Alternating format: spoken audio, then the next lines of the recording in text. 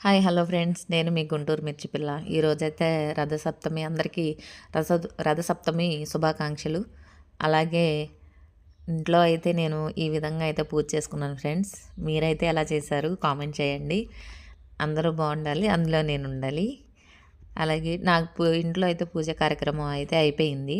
అలాగే మా ఇంటి వెనుక ఉన్న టెంపుల్కి అయితే వెళ్ళడం జరిగింది. అక్కడ పంతులు గారు చాలా అంటే చాలా బాగా చేశారు. అనుకోకుండా చేసిన ఇదే ఫస్ట్ టైం చేయడము. అనుకోకుండా చేసిన చాలా బాగా చేశారు. ప్రతిదీ వివరంగా వివరించి చే చేయించారండి. మధ్యలో చిక్కుడుకాయలతో రథం అయితే చేయించారు. సూర్యభగవానుతో సమానంగా భావించి అందరం కలిసి చాలా చక్కగా సంతోషంగా ఈ రథసప్తమి అనేది జరుపుకోవడం జరిగిందండి.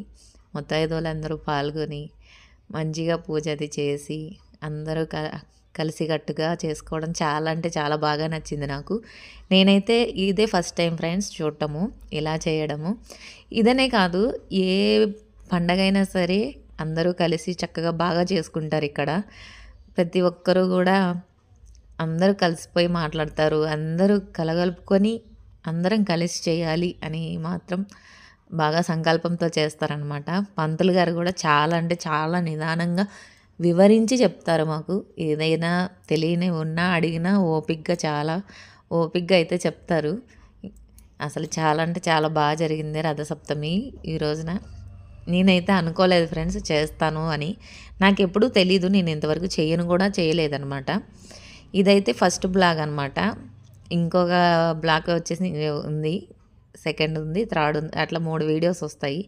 ఇది ఫస్ట్ వీడియో అనమాట. అదిగోండి ఆయన మా పంతులు గారు. చాలా అంటే చాలా చక్కగా చెప్తారు గురువుగారు మాత్రం.